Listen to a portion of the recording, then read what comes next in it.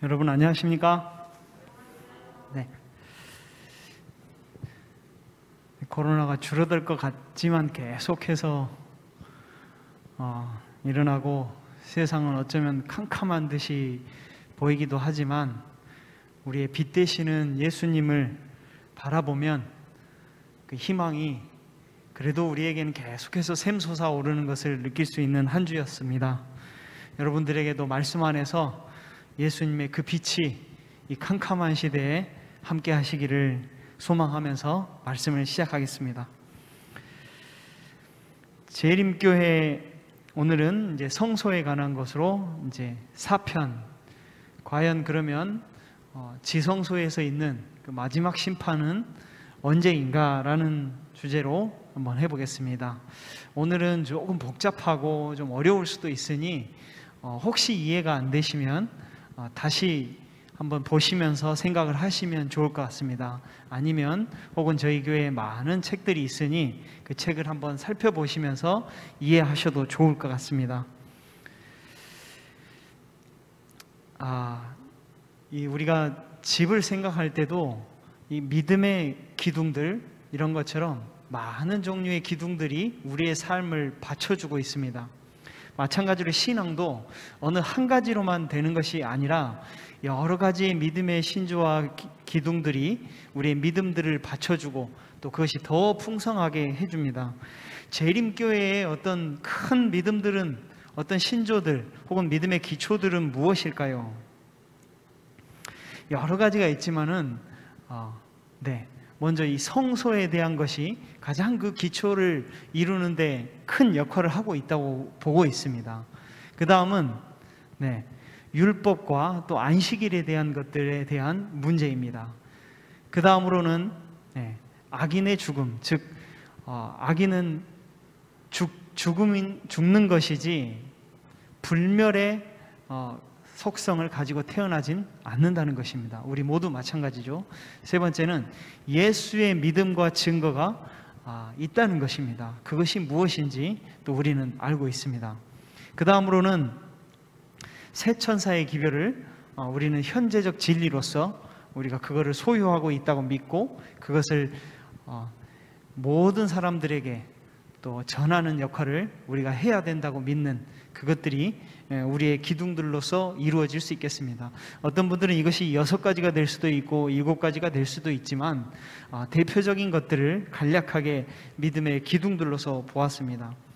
특별히 이 중에서 기둥 중에 가장 우리 재림교회에 태동을 하게 했고 또 그것이 중요한 다른 것들의 근본이 되는 믿음의 기둥은 바로 성소에 대한 것입니다.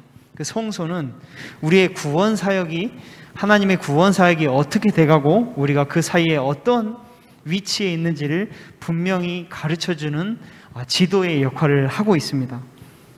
그래서 보시면 대쟁투 409페이지에 이렇게 되어 있습니다. 성경에서 어떤 말씀보다 재림신앙의 기초가 되고 중요한 기둥이 되어온 것은 2300주야까지니 그때의 성소가 정결하게 함을 입으리라. 이게 아주 종말적인 이야기입니다. 재림교회는 종말 신앙의 기초를 둔 그러한 단체입니다. 이 종말 신앙에 있어서 건강하고 바른 종말 신앙을 우리가 갖는 것이 무엇보다 중요합니다. 사실 대부분의 사람들과 또한 여기에 서 있는 저도 예수님의 십자가 희생 하나만으로도 사실 믿음을 충분히 굳건히 하기에 저는 더없이 부족함이 없다고 생각합니다. 그 예수님의 희생 하나만으로도 다른 모든 것이 없어도 우리가 예수님을 믿고 따라갈 충분한 이유가 됩니다. 그렇지만은 저는 또 여러 가지 성경 말씀을 통해서 특별히 이 다니엘 8장 14절과 관련한 예언의 기별의 말씀을 통해서 더 없는 확신을 갖게 되었습니다. 재림교회의 어떤 근간이 되는 이러한 것들을 믿을 때 제가 더욱더 확신을 갖게 된 구절이 이 구절이라고 할 수 있습니다. 이 구원의 계획이 한치의 빈틈도 없이 정확하게 이루어지고 또한 정확하게 우리에게 역사하신다는 것을 볼 때 하나님의 그 성실하심, 그 신실하심이 우리에게 하신 약속, 내가 너와 세상 끝날까지 함께 하리라는 약속이 저에게 이루어진다는 그 확신 때문에 더욱 든든하고 또 은혜로운 그런 삶을 살 수 있다고 저는 그렇게 생각합니다. 지난 시간 우리는 이제 성소의 가운데서 이렇게 배웠습니다. 뜰은 십자가의 희생이고 이 성소의 역할은 예수님의 중보, 그 십자가의 희생을 피를 우리 개인에게 적용시켜서 그 죄 사함을 이룰 수 있도록 하나님께서 탄원하시는 것입니다. 그리고 그것을 바탕으로 예수님의 피를 바탕으로 해서 중보가 되고 그 중보를 통해서 심판으로 갈 때 우리는 의인에 속하면서 의롭다 함을 입으면서 마지막에 영화로운 재림을 맞게 된다는 것입니다. 그래서 이것은 복음이지 결코 어떤 무서움의 심판이 아니라는 것입니다.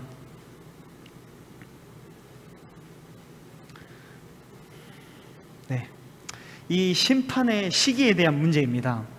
오늘은 특별히 심판의 시기에 대한 문제를 좀 다룰 것인데요. 보통의 이런 경우가 조금 다를 수도 있지만요, 전체적인 상황으로 말씀드리겠습니다. 이 가톨릭 신자들은 심판의 시기가 죽자마자 천국 혹은 지옥으로 갈라진다라고 알고 있어요. 그 다음은 개신교인들, 일반 기독교인들이나 대부분의 개신교인들은 재림할 때 심판과 그것들이 동시에 이루어진다. 그래서 하늘과 또 지옥에 나눠서 간다라고 믿고 있습니다. 그런데 재림 전에 이 집행에 관한 그 심판의 그 전, 선고의 전 단계가 이루어진다는 것을 믿는 것은 재림교인들이 그렇게 믿고 있습니다. 이것 때문에 실제로 많은 사람들에게 공격을 받고 또한 이단시 되는 그런 요인이 있다는 것입니다. 그렇다면 왜 그럴까요? 우리는 이런 것을 우리의 주장으로 할 것이 아니라 성경에서는 심판의 시기를 어떻게 말하고 있을까라는 것으로 확인하는 것이 더없는 확신이 될 거라고 믿습니다. 그래서 그 확신을 우리는 성경에서 찾아야 할 것입니다. 성경에서는 대부분의 이 선고와 판단이 이루어지기 전에 조사가 이루어지는 사건들을 볼 수 있습니다. 그래서 선고와 판결이 있기 전 조사와 신문이 반드시 먼저 있다는 것입니다. 우리가 재판장에서 볼 때도 어떤 조사와 신문과 증거가 있지도 않은 채로 바로 너는 몇 년형이다 라고 바로 판사가 판결을 하지 않습니다. 왜냐하면 그렇게 됐을 때 그 공의로움, 정의로움이 훼손되고 많은 억울한 사람들이 생겨나기 때문에 그렇다는 것입니다. 그렇다면 성경에서는 어떻게 했는지 우리는 또 봐야겠습니다. 하나님의 선고가 피조물들, 우리의 모든 피조물들이 하나님을 어떻게 생각하는지에 대해서 영향을 받는다는 것입니다. 그렇기 때문에 하나님께서는 반드시 그 선고의 정의로움을 입증하셔야 되는 위치가 돼버린 것입니다. 그러면 한번 보겠습니다. 네, 이것도 마찬가지입니다. 이 약간은 상관은 있지만 조금 멀 수 있지만 이것입니다. 유월절, 예수님의 희생으로만 모든 것이 끝났다면 유월절을 상징하는 것으로 끝나야 되는 것인데 그 다음에 무교절이 있고 초실절이 있고 오순절, 나팔절, 속죄일, 초막절이 있습니다. 그것은 무엇이냐면 유월절은 단 하루입니다. 그런데 잘 보시면 무교절은 7일이나 됩니다. 아니 왜 십자가 희생이 더 적은 날수를 차지하느냐라고 생각할 수 있어요.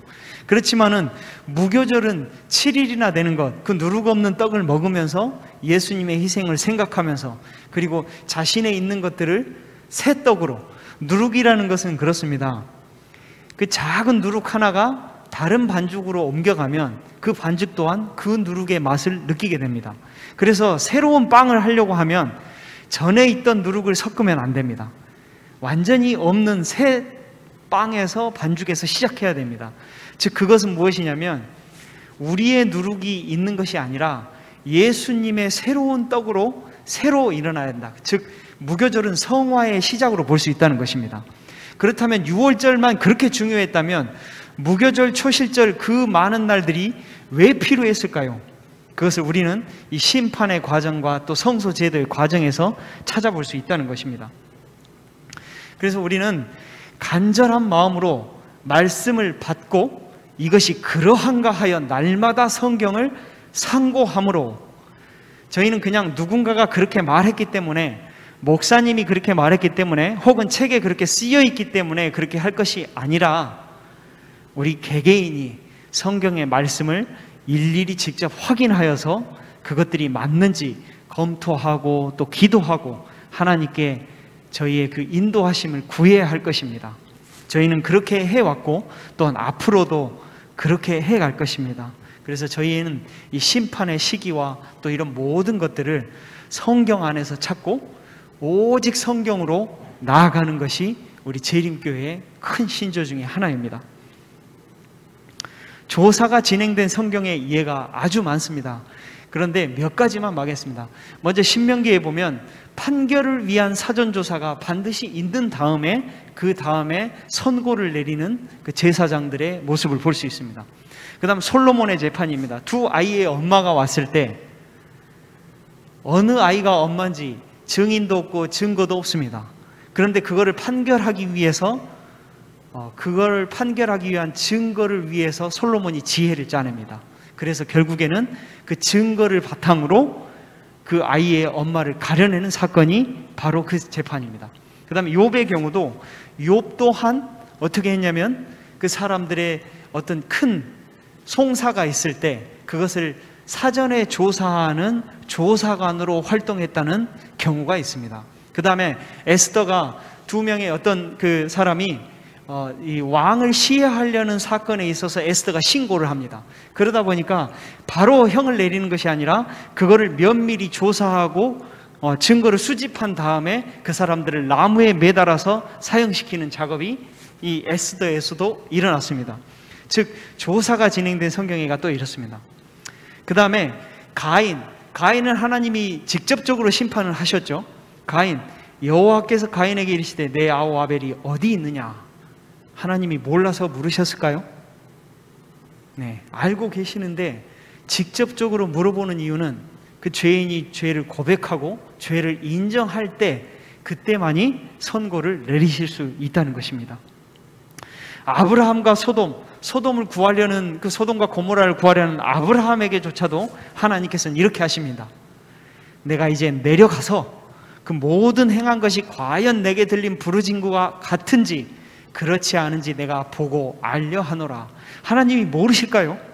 하나님이 이미 알고 계시는데 굳이 지구에까지 내려와서 그걸 확인하는 절차를 왜 거치실까요?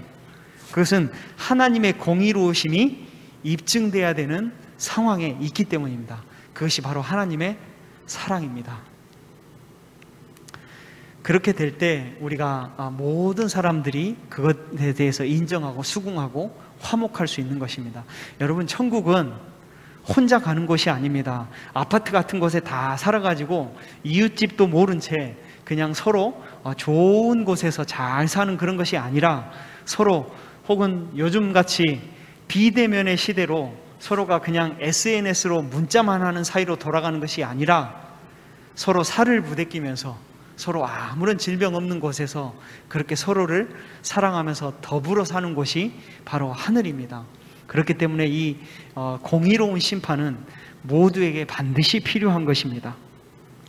신약에 보면 니고데모와 예수님과 베드로전서에도 역시 마찬가지로 조사가 필요함을 역시 말하고 있습니다. 이제 그러면 우리의 가장 최초의 심판, 하나님이 직접적으로 죄인을 찾고 죄인을 대면해서 심판하는 장면이 최초의 아담과 하와에게 나타납니다. 근데 이 아담과 하와의 이 대면하는 심판은 그 이후로는 거의 찾아보기 힘듭니다. 어디서 찾아볼 수 있냐면 다니엘서에서 마지막 심판 때 찾아볼 수 있다는 것입니다. 그러면 그 상황을 저희가 한번 보겠습니다. 창세기 3장 8절에서 9절을 아담아 내가 어디 있느냐라고 하시면서 찾으십니다. 그 다음에 아담아 내가 왜 먹지 말라 한 것을 먹었느냐라고 물어봅니다. 그래서 여자가 줘서 먹었다, 뱀이 줘서 먹었다. 그러니까는 죄를 짓게 한 책임 소재를 밝히십니다. 그리고 마지막에 뭐 하냐면 창세기 3장 15절에 우리의 큰 복음, 여자의 후손이 내 머리를 상하게 할 것이다 라고 하면서 그 복음을 선언하십니다. 그리고 창세기 3장, 요한복음 3장 16절에서 그 복음의 성취를, 이는 저를 믿는 자마다 멸망치 않고 영생을 얻게 하려 하심이라 라고 하시면서 성취를 이루십니다. 그래서 둘째 아담 메시아의 약속이 이루어지고 그 다음에 마지막으로 의의 가죽을 입히시면서 이것은 내 자식이다 하면서 마지막으로 그 심판의 마지막 종결을 상징하는 것으로 이 모든 재판들이 맞춰지는 것을 볼 수 있습니다.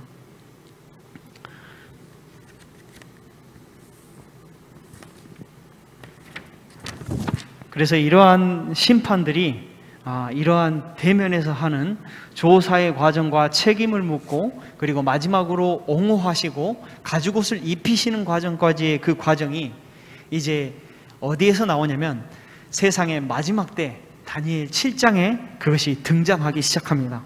등장은 이렇습니다.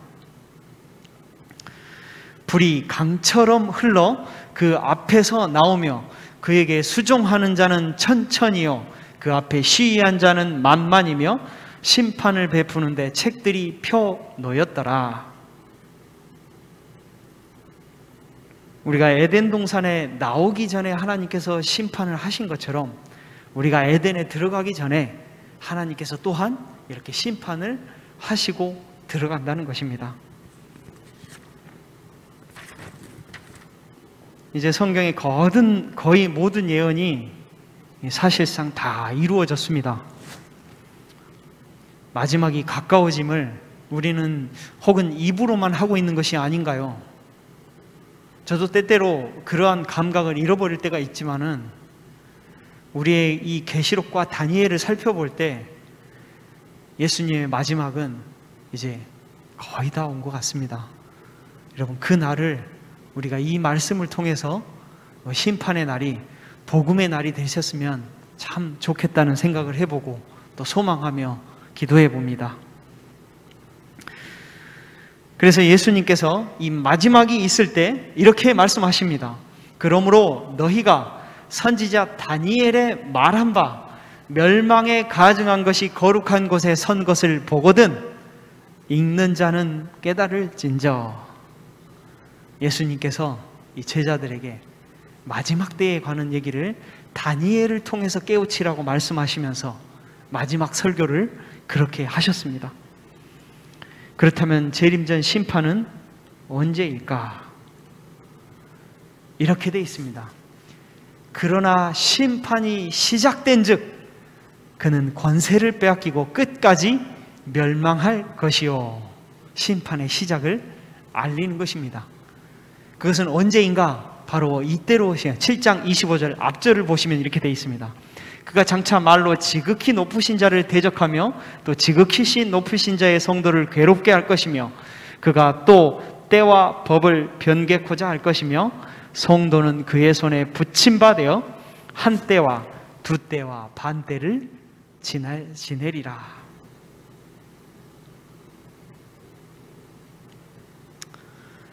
한 때와 두 때, 반 때를 지나고 이 성도를 괴롭게 한 그 존재가 지나간 전성기를 지날 때, 전성기를 막 지난 후에 심판이 시작된다고 말하는 것입니다.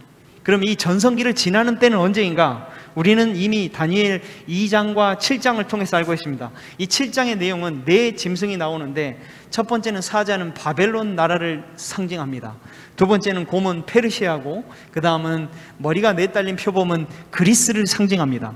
그리고 그 다음에는 무서운 짐승, 바로 로마 교황권을 상징하면서 이 역사적인 그 순간을 예언하고 있습니다. 네. 그래서 넷째 짐승은 곧 넷째 나라인데 그 네 짐승은 네 왕이라 분명하게 이것은 역사 속에 있는 왕과 세력에 관한 것이라는 것을 말씀하고 있습니다. 그래서 이 역사주의적으로 해석하는 이 대부분의 신학자들은 역사주의적 해석입니다. 역사주의적으로 해석하는 입장에서는 바벨론이 사자가 바벨론이고 무서운 짐승이 로마의 교황권이라는 것에 이견이 없습니다. 자, 그러면 간략하게 보겠습니다. 이 작은 뿔은 과연 무엇일까요? 먼저 이 넷째 짐승에서 나온다. 7장 7절에서 8절입니다. 두 번째는 10뿔로 나누어진 후 10뿔 사이에서 일어난다. 세 번째, 먼저 있던 왕들과는 세력과는 다르다는 것입니다. 그 다음에 20절입니다. 그 모양이 동류보다 강하고 세다는 것입니다. 그 다음에는 새 뿔을 뿌리채 뽑는다. 새 왕을 굴복시키면서 이 세력이 나와야 됩니다. 그 다음에는 말로 지극히 높으신 자를 대적한다. 여기서 지극히 높으신 자는 우리의 하나님이십니다. 한 때와 두 때와 반 때를 성도를 괴롭게 하는 역할을 하는 사람입니다. 여러 가지 다른 증거들이 있지만 이 말씀 안에서만 7가지의 조건이 정확하게 일치되는 한 존재가 바로 누구일까요? 네, 때와 8가지입니다. 때와 법을 변개코자 하는 것까지 하면 정확하게 우리는 그게 누군지 알 수 있습니다. 이 작은 뿔의 특성은 바로 눈과 입이 있어 큰 말을 합니다. 다니엘 7장에 이렇게 나와 있습니다. 그런데 이 법왕, 즉 교황은 그렇게 말하고 있습니다. 법왕은 예수 그리스도를 대표일 뿐 아니라 육신의 휘장으로 가려진 예수 그리스도 그 자신이다. 즉 교황 자신이 예수님이다라고까지 하는 그런 참남된 말을 카톨릭 사전에서 이 말을 하고 있습니다. 다음입니다. 네, 하나님을 지극히 높으신 자를 대적합니다. 몇 가지만 제가 하고 넘어가겠습니다. 여기는 페레리라는 에센시 그 사전에서 있는 그 논문, 소논문 아티클에서 따온 것입니다. 교황의 아티클입니다. 법왕은 숭고하고 지존하며 단순히 인간이 아니며 하나님과 같은 분이며 하나님의 대리자이시다. 법왕은 거룩한 군주요 지존의 제왕이요 왕 중의 왕이심으로 만일의 천사들이 신앙을 잘못한다면 그들을 심판하고 파문에 처할 수 있다. 천사들까지도 파문할 수 있는 권력을 법왕이, 교황이 가지고 있다는 것입니다. 네, 그래서 데살로니가 후서 2장 4절에는 자기를 보여 하나님이라 하느니라 라고까지 하는 그러한 대적하는 모습을 분명하게 성경 말씀은 예언하고 있습니다. 또 하나 더 보겠습니다. 이 피우스 5세, 즉 교황 피우스 5세입니다. 5세는 이렇게 말합니다. 교황과 하나님은 같은 존재이므로 그는 하늘과 땅의 모든 권세를 가졌다. 네, 참 불편한 말입니다. 그래서 여기 보면 내가 본 적 이 뿔이 성도들로 더불어 싸워 이기었더니 장차 말로 지극히 높으신 자를 대적하며 또 지극히 높으신 자의 성도를 괴롭게 할 것이며 그가 또 때와 법을 변개코자 할 것이며 성도는 그의 손에 붙임바 되어 한 때와 두 때 반 때를 지내리라. 여기서 보면 그 한 때와 두 때 반 때를 지난 후에 교황은 결국 프랑스 혁명에서 잡혀서 옥사하게 되는 사건이 있습니다. 그래서 가톨릭 신문에는 이렇게 나와 있습니다. 1798년 로마가 점령되고 나머지 교황령도 양도되었으며 피우스 6세, 비오 6세 같은 말입니다. 비오 6세는 프랑스로 끌려가 세상을 떠났다. 그래서 공식적으로 역사가들은 1798년을 이 교황권이 완전히 무너진 때라고 그렇게 알고 있습니다.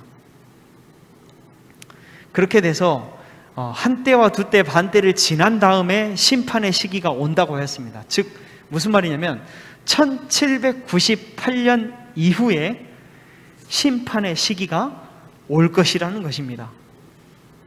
네. 그러면 작은 뿔이 성도를 괴롭힌 기간, 제가 한 때와 두 때, 반 때는 그 설명을 생략을 하겠습니다. 주 538년에서 한 때와 두 때, 반 때, 1260년, 1798년에서 538년, 1260년입니다. 그렇게 해서 1260년의 기간, 이 기간 동안에 교황은 무소불위의 권력을 가지고 왕도 임명하고 왕도 폐위할 수 있는 그러한 교황의 권력을 가졌습니다. 또한 그때 수많은 그리스도인들을 박해하고 또 많은 사람들을 죽이는 역사적인 그러한 날이었습니다. 그래서 지금 교황과 카톨릭 관계자들이 그 1260년간의 기간을 사과하는 모습을 우리는 확인할 수 있습니다.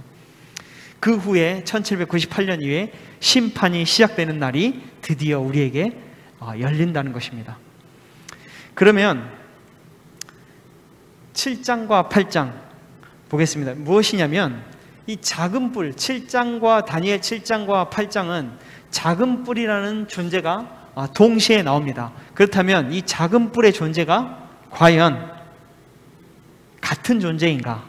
물론 우리는 단어로 봐서 같은 존재로 볼 수 있겠지만 이 작은 뿔의 이 성경절을 비교함으로 그 성질과 특성이 같다는 걸 확인할 수 있습니다.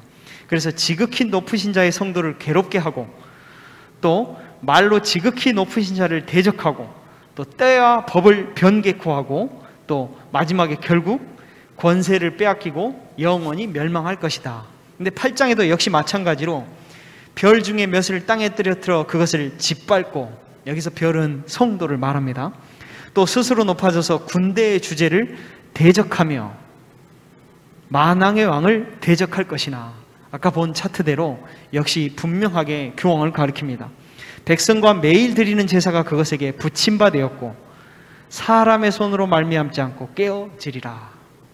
네, 이거를 조금 더 쉽게 말씀드리면 이렇습니다. 성소가 정결되는 곳이 우리가 지성소 심판에서 볼 듯이 성소가 정결하게 되는 날을 우리는 심판으로 우리는 앞서에 배웠습니다. 즉 7장에서도 교황노마 작은 뿔의 그 이후에 전성기가 지난 후에 하늘 심판이 있을 것이고 8장에서도 역시 교황노마 작은 뿔의 활동이 있은 후에 성소가 정결하게 된다. 즉 7장에 있는 하늘 심판과 8장에 있는 하늘 성소의 정결은 같은 사건임을 우리는 이 상황으로 평행적으로 우리가 유추하고 문맥적으로 증거할 수 있습니다. 더 쉽게 그림으로 하면 이렇습니다. 수양이 있고 8장에입니다. 수양이 있고 수염소가 있고 작은 뿔의 세력이 지난 후에는 성소 정결, 심판의 그 시기가 이제 시작된다는 것입니다. 그래서 7장과 8장에 있는 그 시기와 관련된 한 때와 두 때, 반 때, 1260일과 2300주야에 관한 것은 같은 심판의 시기에 연관되어 있음을 우리는 살펴볼 수 있다는 것입니다. 그런데 이 다니엘조차 이 1260일과 2300주야에 관련해서 심판의 시작, 그 경위와 그 시기를 다니엘조차 알지 못하기 때문에 수일 동안 앓고 그리고 나서 이상을 알지 못했다는 내용이 나옵니다. 그래서 다니엘은 계시를 깨닫지 못하는 상태로 끝나버립니다. 그런데 그 답, 8장의 시기, 심판의 시기가 9장에서 천사를 통해서 알려지기 시작합니다. 네, 천사를 통해서 알려지기 시작하는데 우리가 여기서 특별히 먼저 많이 들으셨겠지만 한번 살펴볼 것은 이것입니다. 우리가 일반적 이상으로는 하존이라는 단어를 사용하고 특별한 이상을 위해서 마레라는 단어를 사용하는데 지금 1260일과 2300주야, 즉 성소 정결과 심판에 관한 시기에 대한 그 이상은 마레를 사용하였습니다. 그래서 그 마레를 사용하였는데 다니엘이 이것을 풀지 못하고 고민하고 기도만 한 것입니다. 그래서 그것을 천사가 9장에서 천사가 와서 그걸 풀어주기 시작하는데 이렇습니다. 그것을 원어로 살펴보니까 8장 16절에 보면 가브리엘아 이 이상을 이 사람에게 깨닫게 하라 하더니 이미 말한 바 주야에 대한 2300주야죠. 이 이상이 확실하니 너는 그 이상을 간수하라. 여러 날 후의 일이다. 8장 27절입니다. 거기서도 이 이상을 인하여 놀랐고 그 뜻을 깨닫는 사람도 없었더라. 9장 23절입니다. 그런즉 너는 이 일을 생각하고 그 이상을 깨달을지니라. 그렇게 해서 다니엘에게 이 이상을 깨닫게 해주는 2300주야, 즉 심판의 시작과 심판의 전 상황을 깨닫게 해주는 이상을 다니엘에게 깨우쳐줍니다. 그래서 그 이상이 바로 이것입니다. 그래서 8장에서 2300주야까지니 곧 그때의 성소가 정결함을 이루리라의 그 시기를 여기서 말해주고 있는 것입니다. 그 답은 9장 25절에 있습니다. 이상은 말해로 나옵니다. 예루살렘을 중건하라는 영이 날 때부터 기름 부음을 받은 자 곧 왕이 일어나기까지 7이레와 62이레가 지날 것이요 그때 곤란한 동안에 성이 중건되어 거리와 해자가 이룰 것이다. 여기서 우리가 힌트를 얻을 수 있는 것은 예루살렘을 중건하라는 영입니다. 그렇다면 예루살렘을 중건하라는 뜻이 무엇일까? 중건하라는 것은 슈브와 바나가 합쳐진 단어입니다. 슈브는 뭐냐면 통치권의 회복과 종교의식의 회복과 건축의 회복, 즉 완전한 자치권과 의식과 모든 것들이 회복되는 독립국가로서의 그것들이 발현될 때 그것을 중건이라는 표현을 쓴다는 것입니다. 바나는 건축적인 용어입니다. 그래서 이 슈브와 바나를 단어로 사용된 이 중건하라의 의미를 전부 다 포함한 그 예루살렘 중건령이 바로 이 시작점이 될 수 있겠습니다. 2300주의 시작점입니다. 그런데 이 예루살렘 중건령을 내린 조서들이 크게로 4가지가 있습니다. 이 첫 번째는 고레스 왕 원년에 고레스가 이렇게 해서 중건령을 내린 상황이 있습니다. 그런데 이 첫 번째는 건축 위주, 즉 성전 재건에 힘을 쓴 위주의 공사였다는 것이에요. 그래서 즉 자치권에 대한 회복이 없습니다. 두 번째, 다리오 1세 왕 2년입니다. BC 520년이고요. 건축, 마찬가지로 이것도 건축 재건, 건축 위주의 공사였고 역시 자치권과 의식에 대한 회복이 완벽하게 이루어지지 않았습니다. 근데 세 번째, 우리가 주목할 것은 이 세 번째입니다. 아닥사스다 제1세 왕 7년인데 BC 458년과 457년 사이에 있는 그것을 통해서 우리는 특히 느헤미야 2장에서 자세히 나와 있습니다. 완전한 회복, 예루살렘 중건을 의미합니다. 즉 그때 이 예루살렘의 자치권, 거기서 재판도 할 수 있고 거기서 모든 법령을 세울 수도 있고 또한 거기에 있는 모든 나오는 세금들을 면제받을 수 있는, 쉽게 말하면 독립적인 행정을 가질 수 있고 또한 완전한 의식과 또한 건물에 있어서 독립성을 부여하는 것이 아닥사스다 제1세 왕 7년에 발효되신 457년에 있었던 것입니다. 조서입니다. 그래서 완전한 회복을 의미한다고 할 수 있습니다. 그리고 네 번째는 사실 이건 조서라고 부를 수 없는 것이고 그냥 어떻게 보면 간단한 권유 혹은 그냥 이렇게 중건, 성전 복구의 의미를 가지고 있습니다. 사마리아인들이 성전을 불태우고 그 다음에 성문을 부수고 했는데 그 성문을 부수고 한 사건들을 다시 그걸 통해서 복구하는 것을, 그것을 통해서 말하는 것입니다. 그래서 날짜도 한 52일 정도밖에 안 됩니다.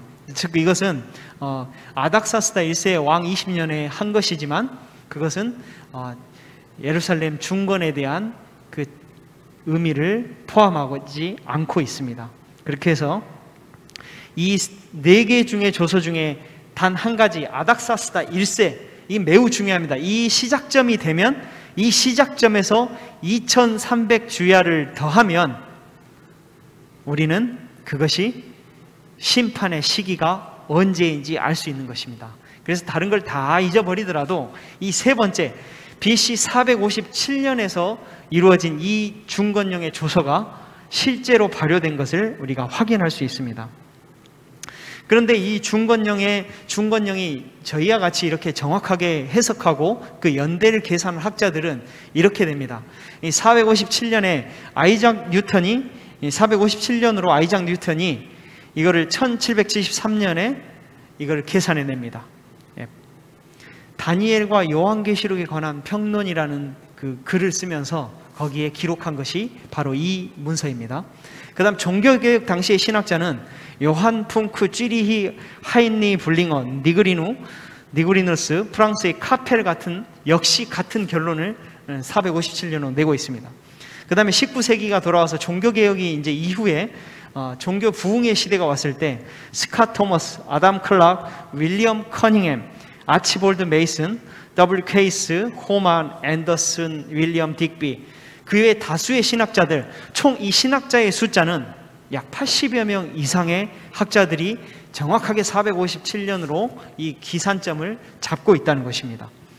그렇다면 457년에 중건령의 증거가 역사적으로는 어떻게 되었을까? 이거는 고레스 실린더라고 하는 겁니다. 고레스 왕이 한 것인데요. 여기에 고레스 왕이 그리고 그것들을 중건하고 명령한 것들이 실제로 그 날짜들이 기록되어 있는 것을 우리는 확인하면서 그 날짜가 틀린 날짜가 아니라는 것을 역사적으로 확인할 수 있습니다. 그 다음에 나일강의 엘리판티네 섬에서 발견된 문서들 중에서도 역시 그 457년 중건령에 관한 기록이 정확하게 나와 있습니다. 두 번째, 아이작 뉴턴, 아까 말씀드린 20여 개의 일식 기록으로 확증된 이 프톨레미 역사서에서 이거를 차용해서 계산하고 또 계산하여서 이것을 정확하게 457년으로 잡았다는 것입니다. 또한 마지막으로 바빌로니아 연대기에 의해서 아닥사스다 7년에 우리의 그 예루살렘 중건령이 내려졌다는 것이 기록되어 있는 것을 살펴볼 수 있습니다.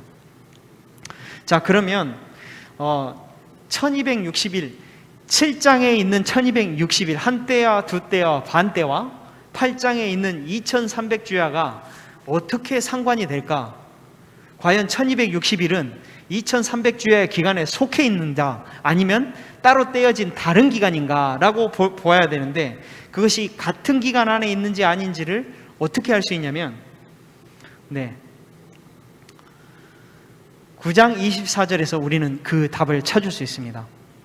내 백성과 내 거룩한 성을 위하여 70일에로 기한을 정하였다. 여기서 기한을 정하다는 것은 큰 것에서 작은 것을 잘라낸 것, 즉 여기서 이 이상은, 특별한 이상은 2300주야하고 1260일밖에 없습니다. 1260일과 2300주야 중에 어떤 것이 더 크죠? 2300주야가 훨씬 큽니다. 그러면 2300주야 큰 것에서 작은 1260일 한때와 두때 반때를 기한을 따로 떼어냈다는 말로 해석하는 것이 옳은 것입니다.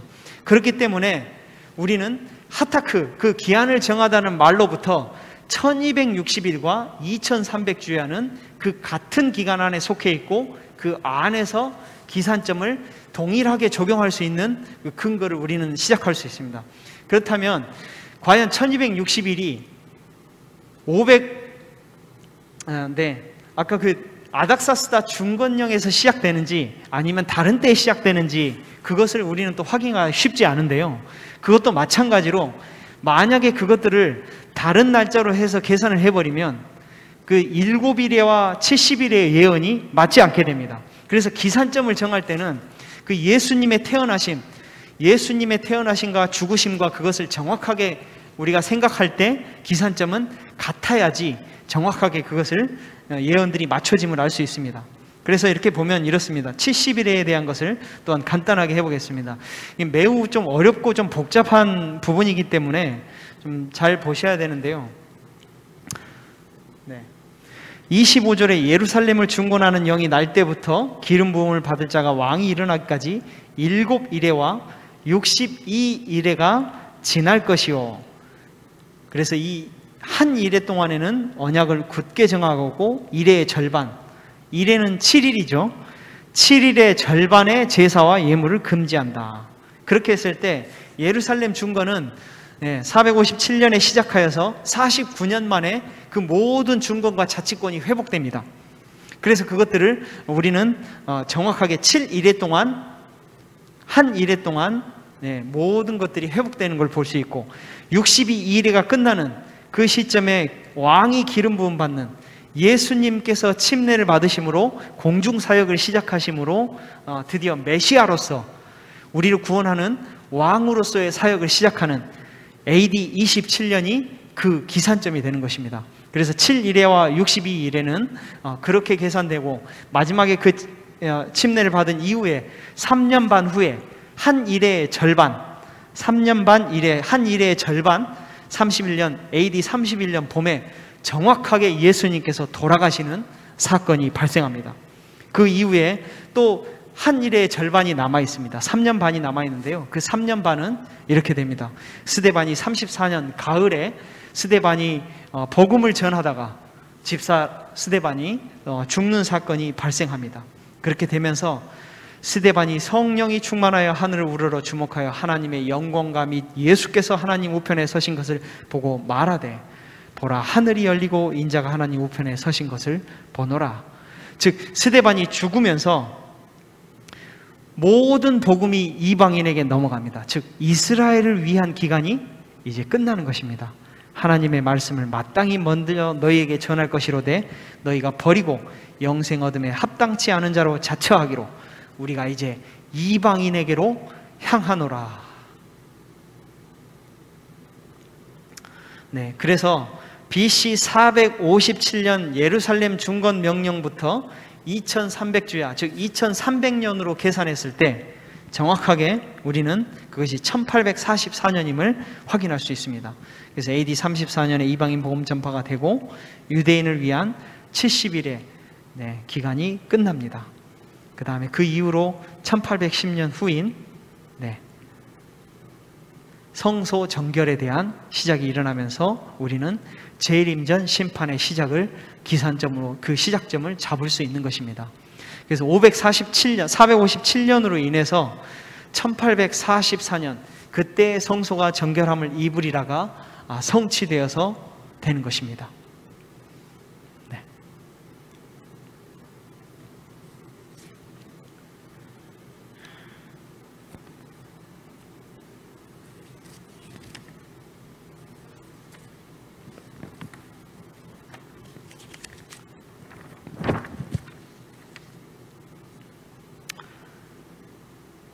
그래서 다니엘 9장은 70일회를 예언했습니다. 여기 보시면 490년 70일회를 예언했고 또 8장은 2300년을 예언했습니다.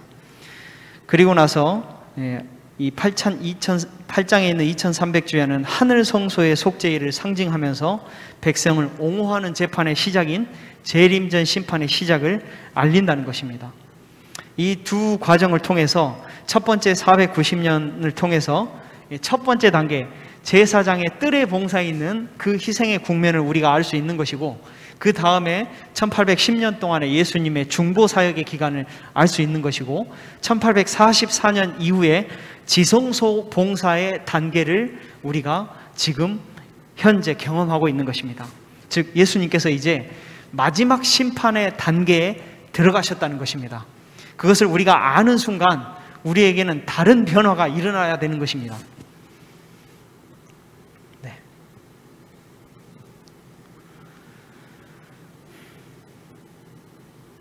그래서 이 다니엘서에는 다니엘에게 이렇게 말합니다. 다니엘아, 마지막 때까지 이 말을 간수하고 이 글을 봉함하라. 많은 사람이 빨리 왕래하며 지식이 더하리라. 즉 하나님께서 예언해 주신 2300주야 1260일 아주 복잡하죠. 근데 이 복잡한 예언과 계시들이 봉함되었다는 것입니다. 언제까지입니까? 1844년 그즈음까지죠. 여기서 우리는 예전에 그랬습니다. 많은 사람이 빨리 왕래하러 지식이 더하리라 그러니까 이렇게 해석했어요. 빨리 왕래한다는 것은 많이 빠른 비행기도 있고 기차도 있고 막 그런다고 들었어요. 그리고 저도 그렇게 배웠습니다. 또 지식이 더한다는 건 그만큼 뭐 한다는 거죠? 많은 그 여러 가지 컴퓨터나 여러 가지로 인해서 우리의 지식이 많아진다고 했는데 실은 그것을 말씀 안에서 초점을 맞추면 이렇게도 해석할 수 있습니다. 많은 사람이 다니엘서를 자주 빨리 왕래하면서 다니엘서와 계시록에 대한 지식이 점점 더 많아진다는 것입니다. 그래서 결국에 그 지식들이 모아져서 1840년, 44년쯤에 이 모든 것들이 열린다는 것입니다. 그래서 계시록 10장 9절에 보면 이 봉인된 그 글이 열린다는 것이 나옵니다. 내가 천사에게 나아가 작은 책을 달라 한즉 천사가 가로되 갖다 먹어버리라. 내 배에는 쓰나 내 입에는 꿀같이 달리라 하거늘 내가 천사의 손에 작은 책을 갖다 먹어버리니 내 입에는 꿀같이 달아 먹은 후에는 내 배에는 쓰게 되더라.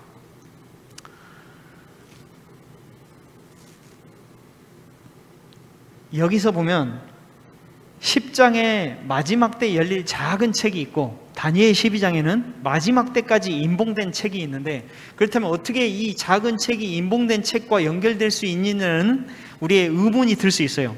그런데 이 의문에 대한 것은 제가 다음 시간에 하도록 하겠습니다. 이 의문까지 다 풀려면 시간이 많이 걸리기 때문에 저희는 여기까지만 하겠습니다. 그러면서 저희가 말씀을 이제 정리하면 이렇습니다. 이 심판 자체는 그리스도께서 그 과정과 모든 그 증거들을 수집하여서 온 우주를 위해서 그것을 조사하시고 공개하시면서 공의로움을 확인하시는 작업입니다. 즉, 인간을 위한 것이 아니라 온 우주의 피조물들을 위한 것이고, 또 하나님에 대한 공의의 심판이 이루어지는 것을 증명하는 자리입니다.